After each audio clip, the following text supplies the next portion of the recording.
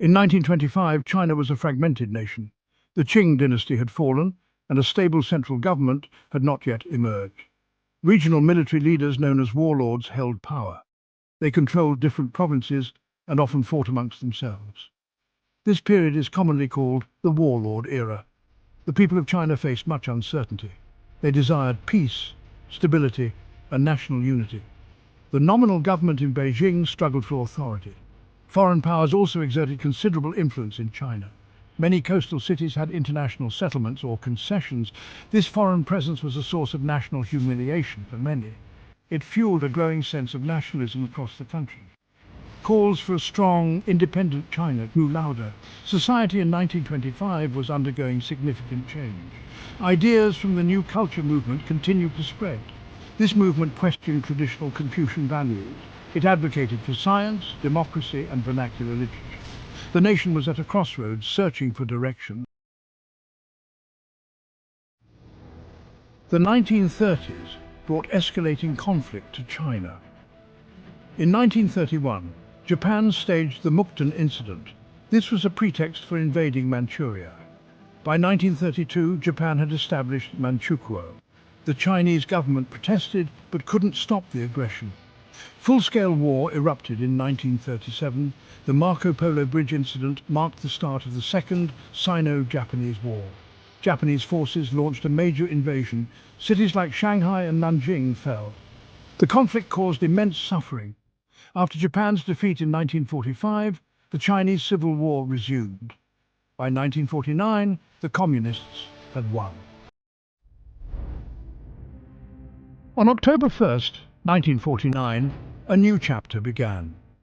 Mao Zedong proclaimed the establishment of the People's Republic of China. The announcement was made in Tiananmen Square in Beijing. The remaining nationalist forces retreated to the island of Taiwan. The long years of war and internal division seemed to be over. A sense of hope and anticipation filled many parts of the nation. The Communist Party now faced the immense task of governing China. It aimed to build a new socialist state. The new government moved quickly to consolidate its power. It launched campaigns to suppress remaining opposition. Land reform was a major early policy. Land was taken from landlords and redistributed to peasants.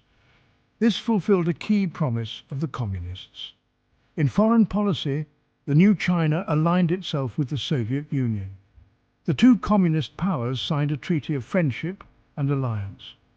However, China soon became involved in the Korean War from 1950 to 1953. Chinese volunteers crossed the Yalu River to support North Korea. This conflict further isolated China from many Western nations. Significant social changes were also initiated. The mid-1950s saw new political campaigns. The Hundred Flowers campaign in 1956 encouraged intellectuals to voice criticism. Mao Zedong stated, "Let 100 flowers bloom, let 100 schools of thought contend." However, this period of openness was short-lived. When criticism became too harsh, the anti-rightist movement followed in 1957. Many intellectuals who had spoken out were labeled rightists. They faced persecution, losing their jobs or being sent to labor camps. In 1958, Mao launched the Great Leap Forward. This ambitious campaign aimed to rapidly industrialize China. It also sought to collectivize agriculture on a massive scale. The results were disastrous. Agricultural production plummeted, leading to widespread famine. Millions of people died from starvation between 1959 and 1962. During the 1960s, China's relationship with the Soviet Union deteriorated. Ideological differences and national interests led to the Sino-Soviet split. In 1966, Mao launched the Great Proletarian Cultural Revolution. He called on young people, known as Red Guards, to challenge authority. The Cultural Revolution caused immense social chaos and economic disruption. It lasted until Mao's death in 1976, leaving deep scars on Chinese society. Section 5. Opening the doors Deng Xiaoping's reforms. Late 1970s. Mao Zedong's death in September 1976 marked a turning point. The Cultural Revolution officially came to an end shortly thereafter. The Gang of Four, including Mao's widow, were arrested. They were blamed for the excesses of the Cultural Revolution. A power struggle ensued within the Communist Party. Deng Xiaoping, a veteran revolutionary twice purged by Mao, gradually emerged. By 1978, he had become China's paramount leader. He set China on a new course of reform and openness. Deng Xiaoping recognized the urgent need for economic modernization. China's economy was stagnant after years of turmoil. He introduced the concept of the four modernizations. These were agriculture, industry, national defense, and science and technology.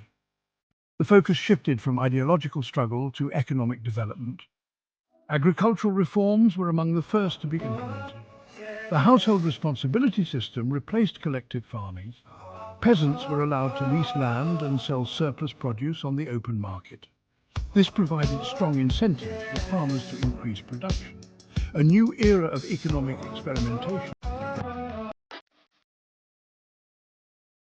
Section 6: Growth and Growing Pains.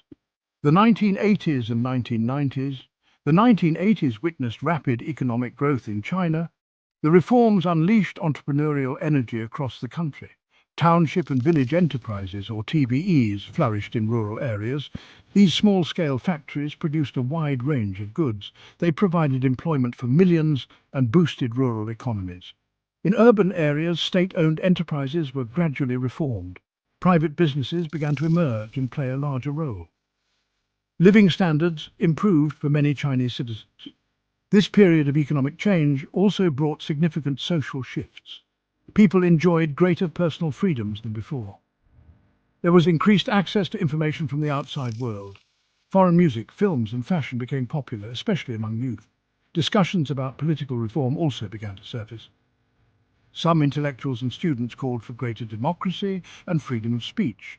Tensions between calls for reform and party control came to a head in 1989. Large-scale student-led demonstrations occurred in Tiananmen Square, Beijing. The crackdown resulted in a significant loss of life. The Tiananmen Square incident shocked the world. Section 7: A global powerhouse, China in the new millennium, early 2000s. The early 2000s marked China's full integration into the global economy. A pivotal moment was its accession to the World Trade Organization, or WTO, in December 2001. This required China to further open its markets and abide by international trade rules. Membership in the WTO accelerated China's economic growth. Exports boomed as Chinese goods became more accessible worldwide. Foreign investment continued to pour into the country. China became known as the workshop of the world. Its manufacturing prowess transformed global supply chains. This period was characterized by sustained double-digit economic growth. The benefits of this boom were visible across the nation. Massive infrastructure projects were undertaken. New highways, airports, and ports were constructed. Perhaps most impressively, China developed a world-class high-speed rail network. Urbanization accelerated at an unprecedented pace. Millions of people moved from rural areas to cities in search of work. Entire new cities emerged, and existing metropolises expanded dramatically. China's growing economic might translated into increased international influence. The country played a more active role in global affairs. Section 8: Navigating Modernity. Challenges and Changes, 2010s-2020s. By the 2010s, China's economic landscape began to shift. The era of exceptionally high growth rates started to moderate. The government aimed for a new normal of more sustainable development. There was a greater emphasis on domestic consumption and innovation. China sought to move up the value chain from manufacturing to technology. Companies like Alibaba and Tencent became global tech giants. E-commerce, mobile payments, and artificial intelligence saw rapid advancements. Technology profoundly reshaped daily life and business. These technological advancements also brought new societal dimensions. The internet and social media became ubiquitous. This created new platforms for communication and expression. However, it also led to increased government censorship and surveillance.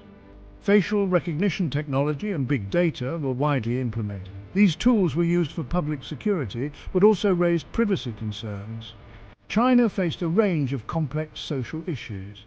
Income inequality remained a persistent challenge. Environmental protection became a higher priority for the government. Efforts were made to combat air pollution and promote clean energy. The population was rapidly aging, creating pressures on healthcare and social security.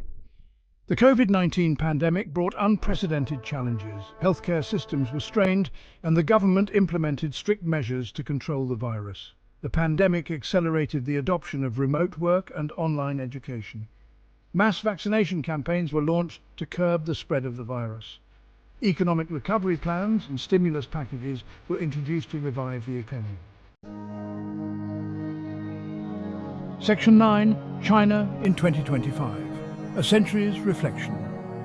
As of 2025, China stands as a vastly transformed nation. A century ago, it was weakened by internal strife and foreign incursions.